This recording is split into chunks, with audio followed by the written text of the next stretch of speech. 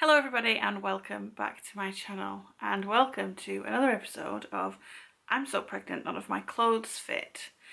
So in my last YouTube video I spoke about how I got pregnant, and in this video I'm going to speak about what it's been like for me to be pregnant in my first and second trimester. I'll try not to ramble on too long. I have made some notes in my lovely I'd rather be at home with my cat notebook, which I love. So I found out I was pregnant in August, end of July, August time, and I'm now, it's January the 22nd and I'm 30 weeks and a half pregnant. So obviously this is going over a long time. I wanted to document a lot of this, as much of it as I could, because this is likely to be my only pregnancy, but I just wasn't able to because my first trimester was absolutely awful and my second trimester basically never came. Some things changed, but it was basically like a first trimester until like now.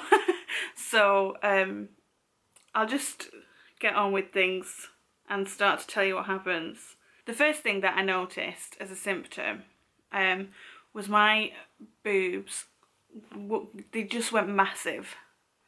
I had one sports bra that I could still fit in, and I've bought another two, and my boobs are still enormous compared to what they were before. I was a 34, 36 E or double D, depending on what shot, and now I bought an F and a double F bra from Asda. Asda have always been the best bras for me, and that I wore them, you know, a couple of times and they just got a bit bigger, and I just kept on outgrowing bras. So now I just wear sports bras, and I'm not sure what size they are, but the sports bras are XL sports bras from Asda. So that's the first thing I noticed.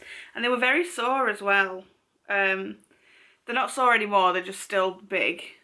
I got nausea quite early. Really, really bad nausea. I wasn't sick, like physically sick every day, but most days. And that lasted until late November. So I was well into my second trimester at that point. And depending on what you class as when you start your third trimester, I would say 28 weeks personally. So a couple of weeks before my third trimester, I was still being sick, which was not fun at all. I also had extreme fatigue. I was sleeping from about 11 till about 7, and then I could also sleep in the afternoon for 2, sometimes 3 hours as well. So I was sleeping away a good chunk of the day, like half, 11 to 12 hours a day I was sleeping, and that did ease off slowly, but it lasted until I was maybe 16 to 18 weeks pregnant.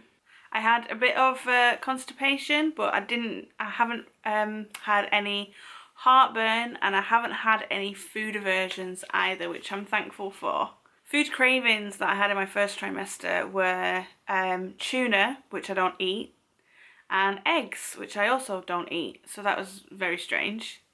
I checked my magnesium levels, and I do take obviously a pregnancy supplement every day, so all my micronutrients are pretty much covered by that multi, plus I basically only eat vegetables, so I don't know how I could be deficient in anything personally.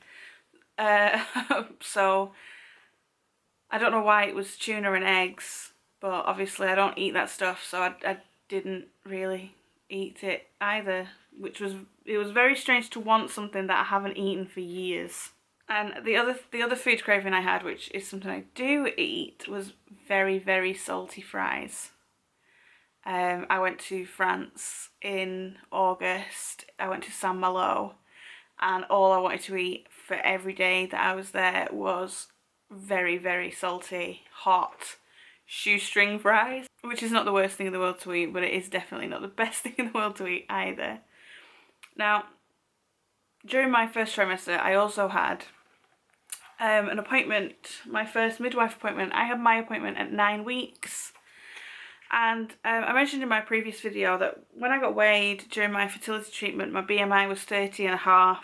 I weighed about 80 kilos or 175, 176 pounds. And that put my BMI at 30.5. Because I'm 5'2", so I'm quite short. And that's not great, is it? You know, you're supposed to be under 25 to be in the healthy weight range. So I was past overweight and I was just creeping into obese. Even though I don't really see myself as obese personally, but whatever. And then by the time I got to this 9-week midwife appointment, like a lot of months had passed, and 2 of those months had been on hormonal drugs. I put quite a lot of weight on. I could feel it in my body on the Clomid that I took to actually get pregnant, and I put some weight on like through that. And they weighed me at that appointment, and I think I weighed at that appointment 187 pounds or about 85 kilos. So I put on about 5 kilos, 10, 11 pounds. And that put my BMI at like 33, which is, you know, getting to the top end of obese, really. 35 is like the end of obese. I could talk for hours and hours about why BMI is almost useless for many, many people, especially women. But I won't bore you with that. So, but it was quite upsetting to be told that that I was putting my child at risk by being the size that I was. So, and she wasn't, the midwife I saw wasn't very kind about it either. She was like, you need to lose some weight, you need to keep your weight down. I'm like, how are you going to tell a pregnant woman that she needs to lose weight? Are you out of your mind? You need to keep that weight down, you need to watch what you eat. And I was like, well, I'm not going to do that, am I? Because I'm pregnant. But whatever. And then because of my age as well, I'm 31, the midwife was like, well, you're a little bit older as well, so that's going to put you at risk of, it puts your pregnancy at risk of genetic disorders and blah, blah, blah. And basically made me feel like I was 100 stone and 100 years old, and I was too fat and too old to have a baby. And it was quite upsetting. And she went through this list of like genetic disorders that my kid could have. This kid that was like, I'd not even had a scan yet, but you know, she was telling me the risk of all these different genetic diseases that I could have, and that I should get all these tests done at my 12-week scan. She didn't put it to me like it was an option. She was like, we'll test for that at your 12-week scan. You need to sign this to consent, but you know, don't worry about it because you can sign it at the appointment. So I was like, okay, well, I'll read the stuff and then I'll sign it at the appointment. Then midwife took some blood tests, some bloods, and she's like, oh, these are just routine tests. We're going to test you for, we're going to test your iron levels and, stuff like that. So, you'll get these back in a few days. So that was fine. And then she kept on speaking to my husband and saying, and you're Erin's husband? And he says, yes. And you're the father of this baby? Yeah. I know people have different family circumstances and not everybody is the husband and the father at the same time, So asking once is fine. But she asked him like 4 times over, and you're the husband? Yeah. And you're the father? Yeah. Oh my goodness. So I came away from, the last thing that happened was, as we were leaving the appointment, the midwife says, oh, by the way, don't forget to call us back in a couple of days and get your HIV results. Excuse me?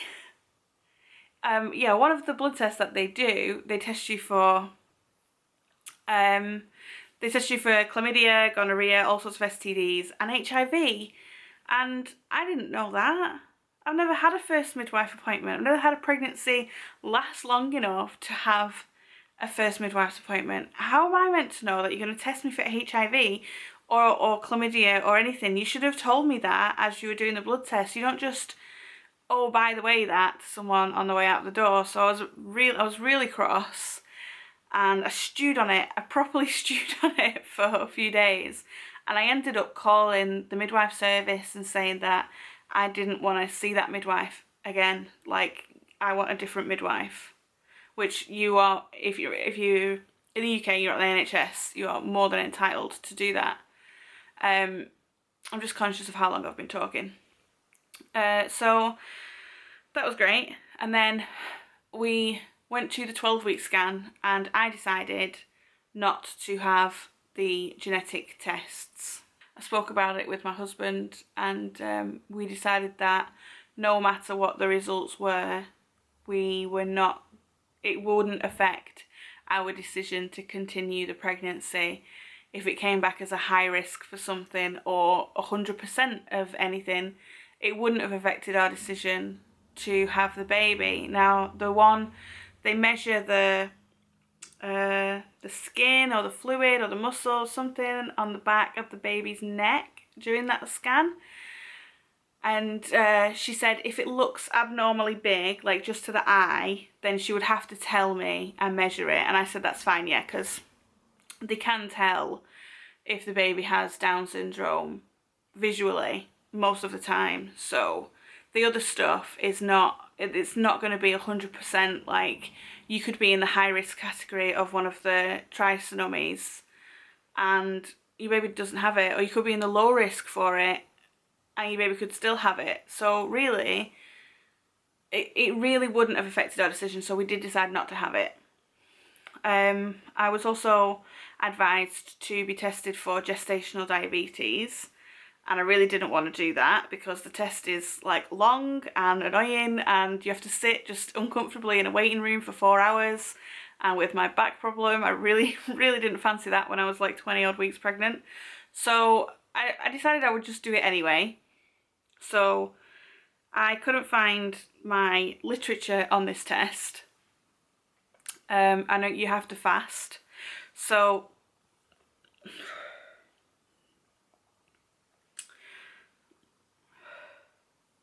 I looked it up on the NHS website to see how long I was supposed to fast for, and it said 9 to 10 hours. So I fasted for 10 hours to be on the safe side. And then I got to the hospital and they were like, have you fasted? Yes, I fasted. When did you last have food? I told them the time, like 11 o'clock last night. I had a snack. And they were like, oh, you're supposed to fast for 12 hours. Oh my goodness, you're joking me. So I didn't get the test that day. They couldn't do the test because it might come back saying that I had gestational diabetes when I didn't. And that would cause all sorts of problems. So they were like, do you want to rebook the test? And I thought about it and I was just like, no, I don't. I'm fine. Whenever I go to a midwife appointment, they test my urine for glucose. And if I start to think I have it, then the midwife can do a spot blood test, literally just to test the glucose level in my blood at that point. And if it's abnormal, then I'll get the test. But I'm 30 weeks and a half now, and I still haven't got any symptoms of anything. So that's fine. The last period of nausea I had in the second trimester was the very first weekend of December. So the first couple of days in December. I think the weekend was around the start of the month, and I was at a music festival. I got a bit caustic on the way there, and I was a little bit nauseous in the afternoon when we were there, but I haven't had any. I wouldn't say it was more. I've had a couple of other bits of nausea, but I think that's just been from other stuff rather than it being related to hormones, which morning sickness is. My first my first Braxton Hicks contraction, they happened. I was shopping, doing a bit of last minute Christmas shopping in the Range, and it was literally like maybe the 20th or the 21st of December, and they started really high up in my tummy where your stomach just goes rock hard, and it isn't super painful, but you know it's happening. It's like, oh, that feels very strange. And I've been having those on and off you know, every few days for a little while. I've also got a lot of redness around my nose and in the centre of my face. And very, very dry skin on my nose, but oily on the sides of my nose and oily on my forehead. Basically, the skin on my face has been a mess in the second trimester. I also had some round ligament pain, which is very common, but it was so bad. It was so bad. I literally couldn't stand up straight. Because if I was bent over, like curled up in bed in the fetal position, if I got up to go to the toilet and I tried to like stand up straight, I literally felt like something in my stomach was going to snap. And I think I knew that it was round ligament pain, but I was so worried that I decided to go and get checked over anyway. And I would definitely recommend that if you are worried about anything, definitely just go and get checked over, especially in the UK on the NHS. You don't even have to worry about the cost of it, you know. I know in other countries where you pay like an excess on whatever for your medical insurance, it might not be so simple, but you should always get checked out if you're worried. Obviously everything was fine, and the other time I went to get checked out was because it was like a Saturday and we'd been driving around and about the place doing bits and bobs, and I hadn't felt the baby move very much. I've only felt him move about 3 or 4 times during the day, like a few movements. And then that night we had a Chinese takeaway for dinner, and my baby wakes up for dinner like a few minutes after I start eating. He starts having a party in there, and he didn't wake up during dinner, and I was, oh, I want to get checked, I want to just check the baby's okay. So we did, we went, the baby was fine. Again, just get checked if you're worried. I'm happy that the NHS midwives are there, and it's only a few minutes drive to the birth centre where they all hang out after hours. I have a few stretch marks on my stomach from weight gain from medication that I took in the start of my marriage. I have some straight up and down stretch marks around my belly button, and I haven't got any new stretch marks, but those old stretch marks that had faded to little silvery lines have begun to get a little bit pink. I don't have any new stretch marks yet, but I am big. So I think my skin on my stomach is about at its breaking point now. And I think some new stretch marks are about to come in, but I don't really mind. I had a blood test at 28 weeks. That's to check your micronutrients, like your iron levels and things like that. And the previous weekend to this blood test, the previous week to this blood test, I'd had a really bad cold, and I was very, very congested in the nose. A lot of pregnant women get congested in the nose even without a cold. I have been having to blow my nose a bit more in the morning throughout the pregnancy, but nothing major. But I was so bunged up, and I was, you know, blowing and blowing and blowing. And I had about 7 very violent nosebleeds in the space of about 36 hours. And that was the Saturday and part of the Sunday before the nosebleeds stopped. And then on the Tuesday I had this blood test, so my iron levels were a little bit low. They did give me iron tablets and I did start to take them, but how to say this politely, the digestive side effects were too much, and I haven't been taking them. I do have my recommended daily dose of iron in my regular pregnancy supplement. I'm going to speak to the midwife. I have a midwife appointment in 5 days. So I'm going to speak to the midwife and see if I can get a lower dosage of iron tablets to take in to supplement my supplement, to try and like stave off those digestive side effects, because I'm uncomfortable enough as it is. I really don't need to add to that.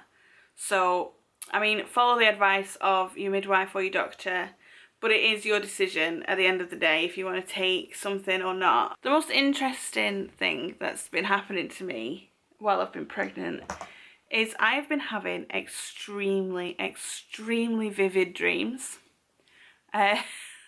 Now, the one I had last night, or was it last night or the night before last, was that I gave birth to 2 squirrels. Not 1 human baby, which is in there, but 2 human squirrels. So that was interesting because I was breastfeeding them both. Like, what? And then the very, very, very strangest one that I can remember was there was a giant, like the size of a car, yellow and green spider in this building, and it had been genetically modified so that where the spider silk would come out, it was actually a meat replacement, and they were farming this spider to get like vegan meat, and I had to rescue the spider. And there was a chef that was chasing me around like this big industrial kitchen. So there's like a, you know, counter in the middle, an island, and the chef is chasing me around. And then I woke up, and that was very, very strange. So vivid dreams are also very common, but I really wish I'd been writing them down because they're the only 2 I can remember right now. Anyway, so I feel so much better now. The tiredness and the nausea is gone. I'm still tired, but I'm not, I need to sleep 12 hours a day tired. And I don't think I've got a huge burst of energy like I was promised in the 2nd trimester, but I feel more energetic because I don't need to sleep for 12 hours a day. And I'm just very grateful to be 30 weeks pregnant, to be where I am. My baby is measuring very big. It's measuring to be about 4 pounds already. And they say it's going to put on ½ a pound every week for the next, you know, till you give birth. So I'm kind of worried that I'm going to have a 10-pound baby, which a nice 10-pound healthy baby would be, you know, great. But do I actually want to birth a 10-pound baby? Because I'm having a regular old birth. I'm not sure how that's going to go. But I'm very grateful to be in the position that I'm in now. I feel great. And I'm 30 weeks pregnant, and the baby's had no problems. So I'm just, yeah, I'm just so thankful to everyone who's been around me to look after me while it's been really tough. And this year is going to be so much better than last year. And so that's where I'm up to in my pregnancy. So thank you so much for watching. I hope this wasn't too long. I feel like I've been talking for about 45 minutes. Hopefully there's some stuff and burps and things that I can cut out. So anyway, please subscribe to my channel if you enjoyed this video, if you want to hear more about the pregnancy and hopefully some stuff when the baby is born too. Anyway, thanks for watching. Bye.